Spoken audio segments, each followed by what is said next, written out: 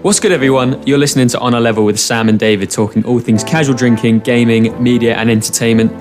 Good evening, David. I hope you're well. Do you want to run us through what you're drinking this evening? Good evening. Yeah, I'm well, thank you. So this evening, I am drinking a new addition to the collection. I am drinking Highland Black from a courtesy of Aldi. My stocks were running low, and I went out shopping with my girlfriend, and I was like, "Oh, I'll see what whiskies they've got." Because I think you have said you've got one from Aldi. It's either Aldi or Lidl. I did. I think it was called Bell's. I think it was called Bell's. Yeah. So yeah, I just saw what kind of whiskies they had, and it was dirt cheap. I think it was like 14 quid or something. Yeah. So yeah, 8 years blended Scotch whiskey. So I'll let you know how it goes. What are you drinking this evening? Well, I'm back on an old favourite again. Hey. I'm kind of starting to refine my collection slowly. Mm-hmm. So I've gone from starting to pick a wide range to actually whittling down what I want on my shelf, which is great. So I've actually gone for another Talisker, but this one is at 10 years. So the 10, 12 years is what I kind of like most. So yeah, again, I'll let you know how it's going at the end, but I mean, we've reviewed it before. It's one of my favourites. It's very like smoking peaty. Yeah, it's a fan favourite, isn't it? Yeah, absolutely. It's just not in the mid or low range. That's the only issue. So I feel like with these episodes, it's like I don't know whether I want to drink something that I know is going to be good, or if I should just pick up random bottles. Like there's still loads of whiskies that I haven't tried, but yeah, I feel like I should just keep trying loads of random different ones because I know which ones I'd like. Like I've got a group of whiskies that I know that I enjoy drinking. But I think I'll just keep trying all these random ones that I find. Well, fingers crossed, in about 6 weeks' time, I'll be getting a load of little gift boxes of whiskey. We'll see at Christmas. I'm sure it's high on my wish list. Everybody knows it now. It's on your wish list. It's like, what do you want for Christmas, Sam? Whiskey. Whiskey. Yeah, that's it. I keep or seeing a few these games, gift boxes. Obviously. Yeah, I keep seeing these gift boxes. It's like you get the glasses and all these like fancy stuff. I'm like, oh, that's cool. I want that. Yeah. And the decanter and everything. Yeah.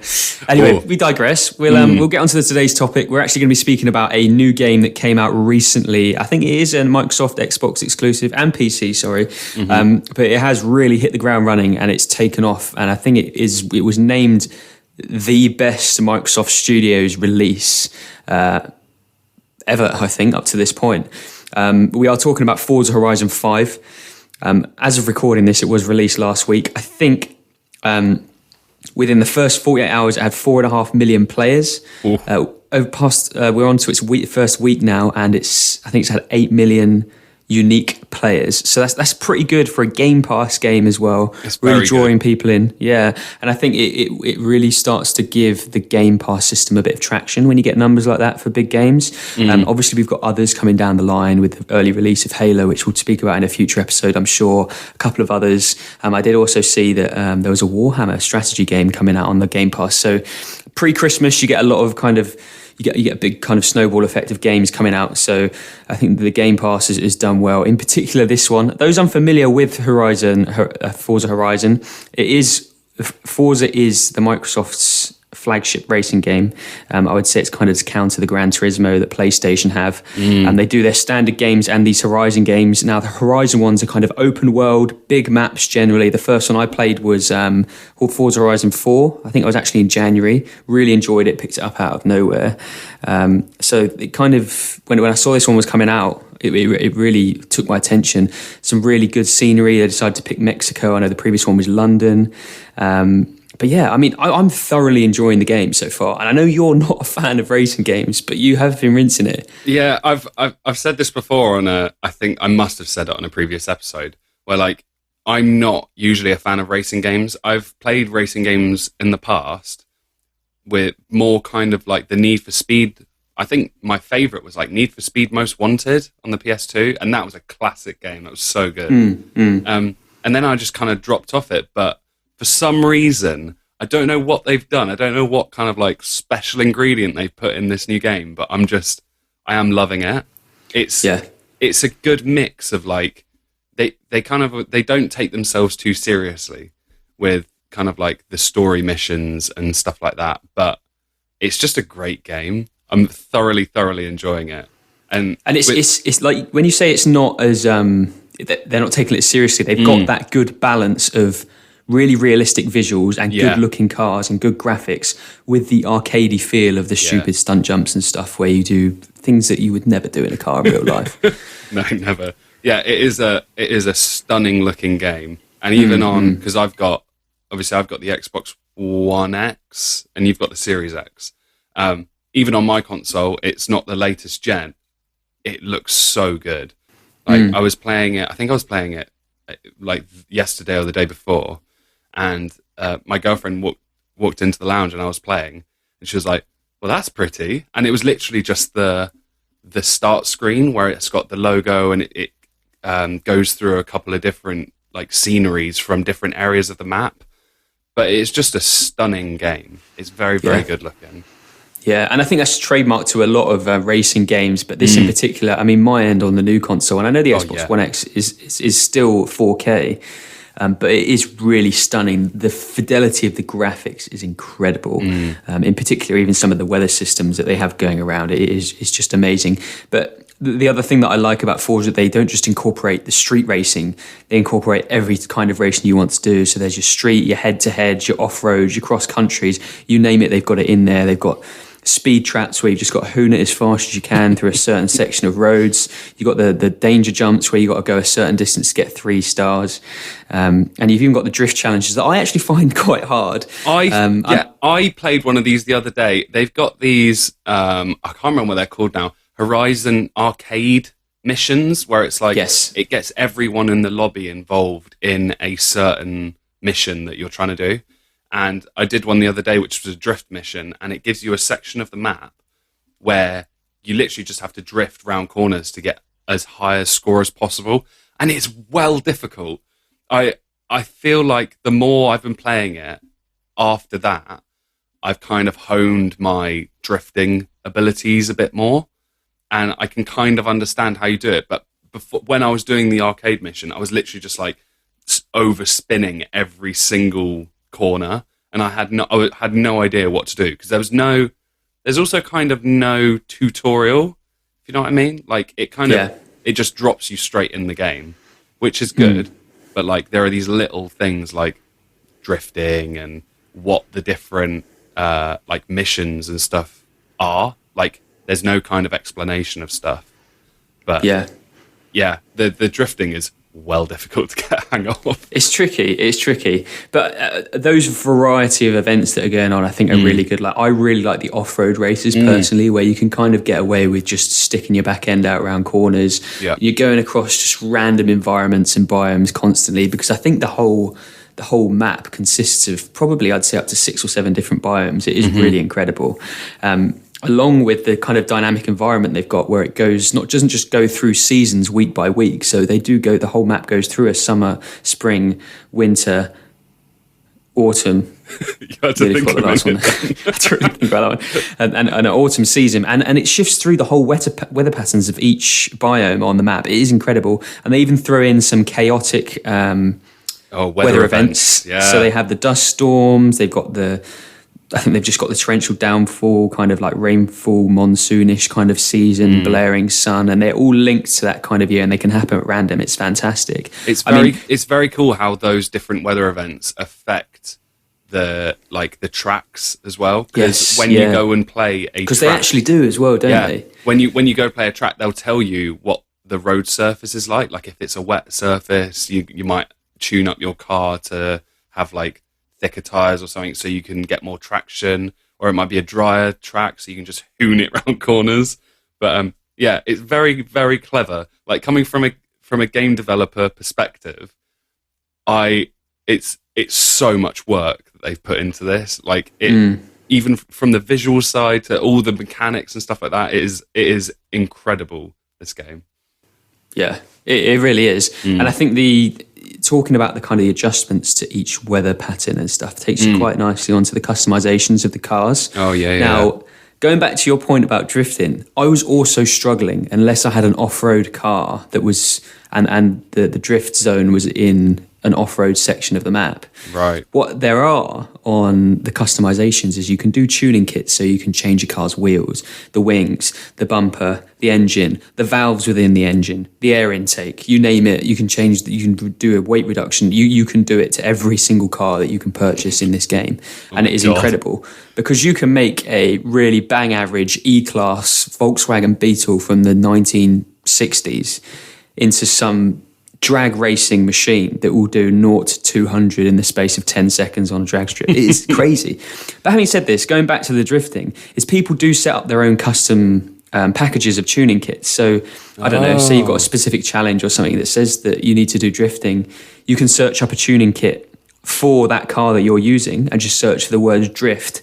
And somebody would have made a preset that puts the differential of the gears in a certain way where the wheels will spin a lot faster so that you can kick that back end out and keep it going for longer. That's so clever. Yeah, I mean, there's so many lots of different little bits. So if you don't know the ins and out of cars, like I really don't have a clue how to tune a car for different events, but you can still have some fun and customize it yourself. Yeah. Or you can go and find a preset that someone else has made, which I think is great. It really brings a community into a game like that. That's very cool. In terms of like community and stuff as well, another point is like all the skins that they do. Oh, like, yeah. I think you sent me a message and it was like of this Rick and Morty skinned, I can't remember, I think it's a Nissan GTR or something like that. And it just looked ridiculous. And then I went and started looking through the marketplace of these different cars you can buy.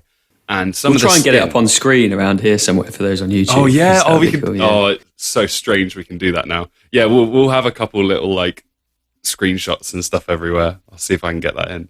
It was incredible. It's just so funny, and like the back reverse, like the brake lights, it's like their eyes. It's very clever.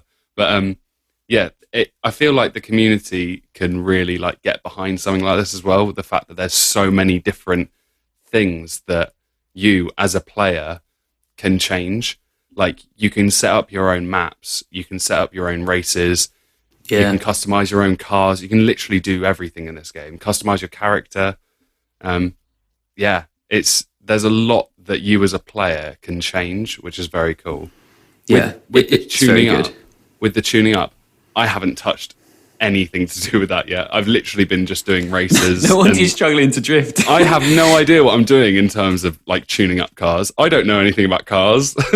I don't either. But I mean, each bit that you change does have a description underneath it. So you might not need to know exactly, but you slowly get the gist of that. If you put the acceleration up way too high, your wheels are going to spin and it's going to be hard. But it's finding that balance. I feel like that's the kind of the tuning up of Forza Horizon 5 is kind of like the weapon mods in like Call of Duty. Yeah, pretty much. In gaming terms, I'd say that's like the best analogy you can come up with. It's very cool. But yeah, I'll give that a go. Next time I do a drifting event and I'm struggling, I'll be like, I wonder if I should go tune up my car. Change that preset, yeah. And I mean, the customizations for the skins and the prints on the cars, I think what makes them even more impressive is the fact that these people making them only have a preset number of shapes, lines, etc. they can use to make these. As far as I'm aware, unless times have moved on, I don't know, but I'm pretty certain the game can't just put in a Rick and Morty character on the back of a car. But it's just the amount of time and effort somebody has to put in to create that and put it over every single piece of that bodywork immaculately. And the detail into it is crazy. Do you know what that reminds me of? Go on. Black Ops emblems. Oh, God, yeah. And the fact they give you like rectangles and triangles to create your emblem, and you come up with like, you see some of these absolutely insane pieces of artwork that people have made from like squares and circles and stuff. But yeah, I wonder if that is how they do it. I might take a look at that because they can't. Like, you used to do stuff like that, so you could give it a shot, I reckon. Yeah, because I made a couple of Black Ops emblems with that kind of that mechanic. Because I know, what else did it as well? I think GTA did it at one point, and I gave that a go. They did, yeah, for the clans. Yeah, that's it. But yeah, I might take a look into that, see if I can make a custom. Yeah, do it. I'll be your first download. And anybody else listening, go on, download it. But moving on swiftly, another thing that actually, when I first started this game, was the accolades and the challenges. And I know you love a challenge, and the range of challenges. There are, I'd say, probably well over 2,000-3,000, and they are very finite. You've got to do a certain race in a certain type of car, certain class of car. Which, when I say class, means kind of they grade their cards from, I think it's X, S1, S2, and then A down to E, depending on performance. Yeah. And there's also like particular jumps and stuff you need to do in certain cars. There's a lot of particular challenges, which I think are quite nice because you do have to go out and hunt for them, which makes the game. It gives you that relaxing side, but also gives you something to go and do, which I quite like. Like, I'm the gamer store kind of guy. I love collecting gamer score, and I know you're a challenge person, so it retains people that way as well. Yeah, that's what brings me to a game. Like, if there's stuff that I can unlock, or like if there's challenges or achievements or anything like that, I'm a sucker for it. This is why I keep going back to Fortnite every time they drop a slightly new update where it's like, oh yeah, we've added another set of challenges that you can get some XP for, then you can go up the battle pass a bit. Yeah, I'm absolutely there for it. So as soon as you said, oh, they've got this like accolade system where it's basically challenges, but there are so many. And the fact that it's like there's an accolade for basically everything, and then there are like secret ones that it might be because I haven't got through the story enough yet, but there are certain ones that are like locked off, which is cool because it kind of gives you a reason to keep coming back to it as well. But yeah, the accolades are cool. The accolades are very cool, and the fact you get like really cool items from it as well. Like you can unlock cars, you can unlock cosmetics, the emotes, all the cosmetic stuff, emotes, yeah. The horns, right? The horns. Oh, the horns! The horns are seriously funny. I unlocked the other day. I unlocked one, and it was, oh god, what was it? I can't remember. I don't know how you pronounce it, but it was like the cucaracha. Yeah. Yeah, the horns are I went through the funny. customisations, believe it or not, actually with my girlfriend. She was sat next to me and I started going through the horns and she gave me this horrible look. But we got to like the kind of the epic and legendary section of them, and I started seeing things like they've got XP Windows default noise. That's funny. They've got XP Windows start up and shut down. Nice. They've got dial-up connection. I tell you, the one that haunted me when I played it was the MS Teams calling sound. Oh my god, no. I can't. I come and play games to get away from work. I don't want to hear that noise. Like, someone's calling me. You get like PTSD. Because I said to Anna, if somebody flies past me on this game down a road playing that, I'd literally be like, their neck. I'd be like, is someone calling me? Who's calling me at this time? Yeah, that was really cool. I actually unlocked one that I think you'd like. I got the Doom soundtrack. You got the Doom soundtrack as a horn? Yeah. Well, that's cool. I want that. Yeah. How'd you get that? Was it in the wheel spin? Just a random wheel spin, nice. That you get after doing certain challenges and bits. Yeah. So the wheel spin, for people who don't know, it's basically a loot box. Like, after you do a certain amount you get a certain amount of XP, or I think you might get one every day. Every level as well. Every level, I think you get some over a certain amount of times, and like if you unlock an accolade as well, sometimes they grant you a free wheel spin. Yeah, it's basically a loot box, and that you get a random item from it, which is how I got an insane car that was like, I think it's like level 995 or something like that. And as soon as I got that, I was like hooning it down motorways, just going around so quickly. There are some awesome cars. I'm well jealous. Take a look at them. There's so many funny ones, and the customizations are great. It's funny you talk about the loot box system they've got, because another thing I think they've done well is they haven't monetized the game with microtransactions heavily, which I like. You can still buy, I think, the Forza point system, because the Forza shop went live the other day. Right. Where you can buy wheel spins or you can buy certain cars, etc., in the shop, but it's not heavily promoted. It's not like a pay to win system, because there's a storyline. There's a game where you can actually play with teammates against drivatars. There's lots of different ways you can play it. It's not heavily monetized, which I like. And there's no kind of addiction or issues with kids playing it, etc., which I think is a big problem with a lot of AAA rated games at the moment. So that is a good side to it. I feel like that's good, because like every game from now on in is probably going to have some type of microtransactions in it. Like companies would be stupid not to, because every other game does it. So you're like, oh, okay, we'll just do it as well, and we'll get a little extra income. But yeah, it's strange because I haven't noticed any microtransactions at all since I've been playing it, and I've been playing it like solidly since it came out. So that is strange that you've mentioned there's microtransactions because I haven't seen any at all.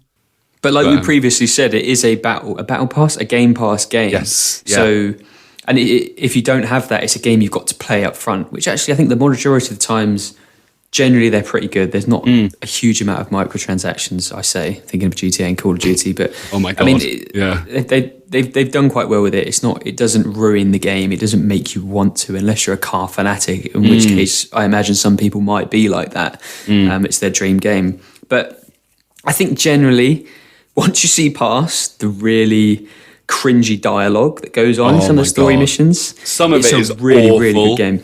Some of it just really makes my skin crawl, and it's like it's really over the top and enthusiastic.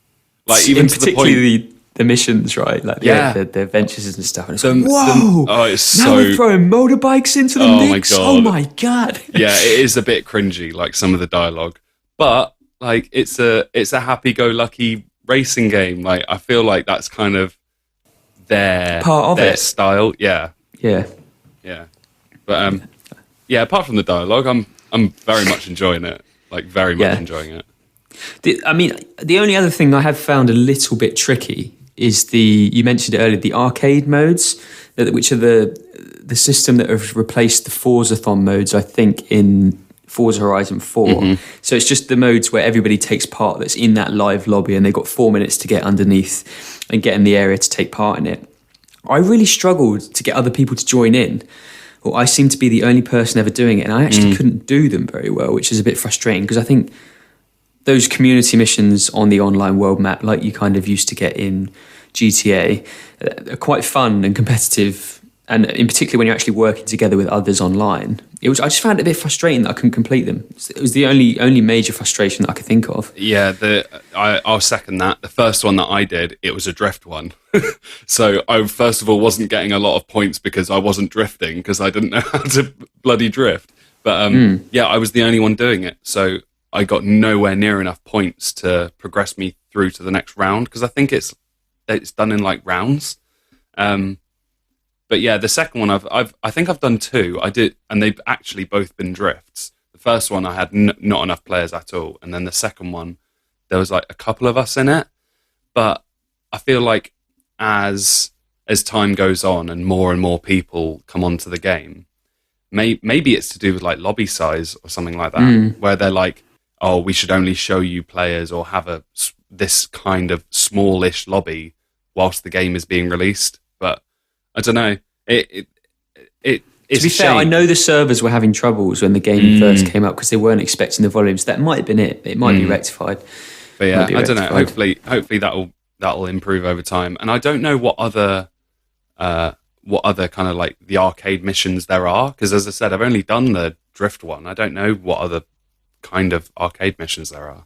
I had one where you had to hit pinatas in an area to knock a certain number of them out, like no joke. As we said, it doesn't take itself that seriously. So. Do you know what's funny? I was listening to somebody talk about the game and how they really went into the detail on what Mexico actually is like, what it looks like. Okay. It's not all Mexican hats and sombreros everywhere, and tequila, But they came out of it and they said, actually, stuff like that is Mexican and that is how it is. So it might sound stereotypical, but that genuinely is what it is in some areas. So they implemented it in the pinatas. They said if you were going to do a festival in Mexico, there's pinatas everywhere, so they chuck them in. The detail and the kind of time they put into getting the area that they're focusing on, so Mexico right, seems like they did it really well. And from my perspective, it's a stunning game. And they've got all the aspects because you've got both coasts, you've got the jungles. I didn't even know that many biomes and kind of types of environment in Mexico. So I thought it was just, I kind of want to go Mexico. It looks gorgeous. But yeah, it's strange to think that Mexico has all these different kind of like environments with it. Like when I think of Mexico, I don't think of like a jungle area. No. And stuff like that. I don't even really think of like a coastline and like beaches and stuff like that. Like when you think of Mexico, and when you think of like films that have depicted that kind of area, you always envision this kind of like sepia tone, like brown kind of like effect on the camera, and it doesn't look like inviting. But this if Mexico's anything like Forza, then sign me up. I'm going to go because it's gorgeous. Yeah, right. But, yeah, right. Get me to Cancun. yeah. Yeah, absolutely. For now. So speaking of kind of visuals, actually, I just wanted to quickly touch upon the difference between our consoles, actually, just for those that are aware, because the fact that it works well on an older generation, be it the performance enhanced one, the Xbox One X, from what I've heard from you, it's still a very good looking game. It runs well. I'm sure the fan doesn't kick up as much as, well, it does on some games, but I think that's to be expected as games progress on older consoles. But it seems to hold its own on it. It is very good. The performance of it is also very good. There are slightly there are a couple things that I do notice when I play it though. And one is the loading times, and like even loading into the game, or like loading into a race or something like that. There is considerable load times. And I messaged you about this, and you were like, I haven't seen a single load time. Yeah, I don't know what you're talking about. And that frustrates me because I'm like, I just want to play. Like, I just want to get into the game straight away. But yeah, it still looks gorgeous on the One X. It's a very, very, very good looking game. One thing that does annoy me is like when you boot into the game and press A to start, blah blah blah, it gets you to your house and your car's there. I've got a weird thing at the moment where it's like it'll stay frozen on like I'm in the car, I'm ready to go. The maps come up and everything, I'm ready to go. And it's just frozen for like a couple seconds. So I don't know if that's like load times or whatever. Like maybe that a loading screen should be showing there or something. But it's like, it's just little things like that that are annoying. But apart from that, runs fine. When I'm in races, I don't see any frame rate drops, any screen tearing, anything like that. It's mint. It's just the load times. That's literally it. It is a very good game. I mean, again, sorry to blow the trumpet over here, but it is a stunning game. The fidelity of the game is incredible. I've never played a game where not just what's going on in your close environment, so the car, the road, the kind of objects around you, but the far distance. Yeah, you can still see there is incredible fidelity in the graphics.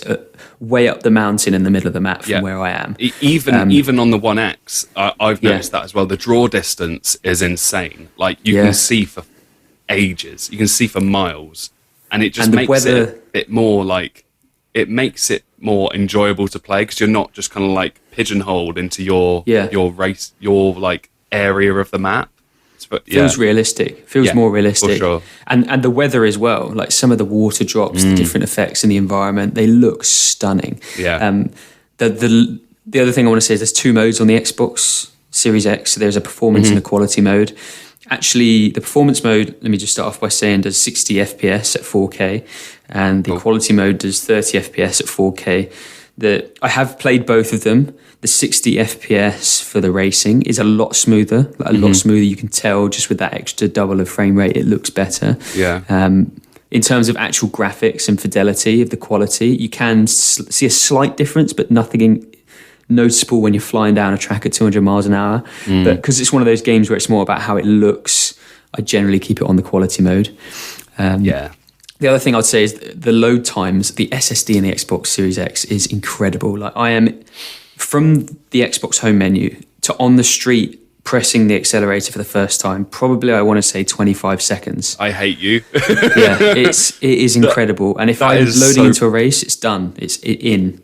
If I'm traveling somewhere else on the map with fast travel, I'm there literally within 1 second. It is mental. That's so frustrating. It really makes me want to get a next-gen console because it's these little things where it's like, oh, if I just loaded in like that, I'd be enjoying it so much more because I'd be in it. There's no time for me being sat there like, oh, I can't be bothered. It's that little moment where it's like, oh, I could just turn this off now, or I'll just wait. But yeah. Last two things we'll touch on before we round up, because I know we've been going on about this game. This game is incredible. We can talk. Incredible. I feel like we could talk about this game for ages. Like there are so many good little details about it, And like the fact that we've enjoyed playing it so much, even coming from someone who's not a racing game fan, like we could talk about this for ages. Yeah. But I know we both want to touch on the radio stations. Radio stations are incredible. Love the music, variety, got drum and bass. I know you haven't found it, which I'm surprised because I know you like it. But there's a rock kind of metal station. You mentioned this earlier. I haven't found that metal station yet. I wonder if I'm just not listening to it for enough time or something. But they've got a bass arena. They've got your kind of pop, kind of indie stuff. They've even got a classical station for those that want it on there. I found that. Quite funny. I found the classical music station. I was like, listening to a bit of Beethoven whilst drifting around corners. If you could, as long as you can deal with being interrupted by the cringy dialogue talking about how you've just completed a race as a superstar about 2 seconds ago, it's really good. It is good. And the final thing was the multiplayer. I haven't played a lot of it at all, but I know we both have jumped into the Battle Royale that they've given a go. Yes. Interesting concept. Very interesting. It's the same as your standard battle royales. There's a circle on the map, you're slowly closing in. You've got to kind of drive around. There's car drops where you can drive over to and they're signalled by a flare. You go over to them and you can decide whether to swap your car out depending on how much better or worse it is. It seems a bit iffy because some cars are rare but off-road, which usually are better for the map because the majority of what you're playing in is off-road. But then there's a kind of an epic or legendary car that's super fast supercar, but actually off-road it's terrible. So what's the point in having it? Yeah, it's just the mechanics of it are very, like, when you think about a battle royale, you don't think racing game, you think shooter game, like action-packed, ring closing in, gameplay's getting a bit more hectic. But for a battle royale, I think they've done quite well in terms of it being a racing game. So when you're to eliminate people, because obviously you need a way of getting rid of different people as the ring's closing, you do races. So if you drive up to someone, you honk your horn and then you initiate a race with that person and it'll create on the map point A to point B. It's whoever gets there first is not eliminated. But it's so tricky. Like if you're caught off guard and you're driving like the wrong way or something and someone initiates a race, that's it, you're done, basically. It is very, very tricky. I've only played like one or two. The system for knockout's weird because you do just drive up to somebody, like you said, and you hit that right stick button and you're instantly in a challenge. And it does give you a couple of seconds, but you don't know where the finish line is going to be within that small mode. No. And then whoever wins or loses that race is knocked out until I think it's a last 12 or hits a circle. Right. And then they set a random finish point for the rest of the people in the lobby. Whoever gets there first wins. Well, I haven't got that far yet, so I've literally been knocked out in the first couple of rings. And then once you win those one-on-ones, you can choose whether to steal that person's car or not. Yeah. So that's the incentive for it. It's an interesting concept. It is. Might have to give it another couple of goes to figure out how it is. I'm sure if you like racing games, it's a pretty cool way of doing it. Coming from a faster-paced FPS background, it's not quite the same in my opinion, but I mean, they've given it a shot. And finally, the last thing I want to touch on, I promise everybody, is the kind of custom races that you can make. David touched on it earlier. And they've given players the reins to create their own maps. Kind of, it almost gives me stunt race vibes from GTA 5, where you can have a bit of a laugh and just knock over some pinballs, do some ridiculous jumps, knock each other off a little bit. They do have that element, kind of, I think it's in the form of event labs and a couple of other bits, which I'm yet to try out. But again, let us know if you've tried it out either in the comments or on our Instagram. That would be fab. Yeah, I haven't messed around with any of the custom races yet. There are a couple like dotted about the map, and it's like there's a specific symbol where it's like, oh, this person has created an event in this area. But yeah, I haven't seen any of the like GTA style stunt races yet. No, I haven't. I'm down for it. Seriously willing to give it a go. Yeah. So yeah, I mean, we'll finish there. That was Forza Horizon 5. It's been out for a week. It's on Xbox and PC. It's on the Game Pass Ultimate. Highly recommend getting that with the amount of games coming out at the moment. I can't plug it enough. I think it's a really good bargain with what's coming up, for sure, considering you'll be paying about 50, 60, 70 quid for some of these games. Give it a shot. Let us know what you think, because we'd be very interested to hear, like we said, from me, someone who likes cars but isn't a hardcore fan, and David, who isn't the biggest racing idea about cars and doesn't like racing. Still loves it. Yeah, so it's there for everybody to give a shot. We'll move swiftly on to the drinks review. So how was your Audi? What was it called again? Your Audi drink? Audi whiskey? Highland Black. That's the one. It's all right. It's Audi Black Label. Yeah. When you think of Aldi, you don't think, oh, I reckon I'll get a really nice whiskey there. It's all right. It's not my fave. I feel like this is one for the whiskey spritzers and like the cocktails and stuff like that. But it's all right. It's all right. It's not my best. It's not my worst. Like for the price tags of them, I thought it was okay. Yeah. For how cheap they are, it's great. It's just not. It's not what you expect from a 10-year-old whiskey. To be fair, it is like, was it 8-year-old blended Scotch whiskey? Like, it's not bad. It's not bad. That'll be my tagline. Not bad. Not bad. How was your Talisker? What was it? 10? Was it 10 year? 10 years, yeah. Yeah, good as always. Love Talisker. I usually love all of them, but I mean, 12 years is in particular some of my favourites. So, very nice. Yeah, just with 3 ice cubes as usual. Yeah, loved it. Perfect on a recording evening. But yeah, we appreciate you guys listening. As we said, we are on YouTube. Hello. Please feel free to leave a comment down below how you're finding Forza Horizon 5, how you're looking forward to some of these games coming up. In particular on Spotify, we're going to leave our Spotify question, which we've been using a lot more recently for our community. We want to hear your opinion of the new Halo Infinite multiplayer beta that came out 2 days ago as of recording. Oh, hell yeah. Yeah, I mean, we won't talk about it much, no. But the gameplay is incredible from our perspective, so we'd love to hear how you're finding it, and feel free to drop a comment on our YouTube channel as well about it. We'll leave it there. Appreciate you guys joining us. I've been Sam. And I've been David. Take it easy because you're now on our level.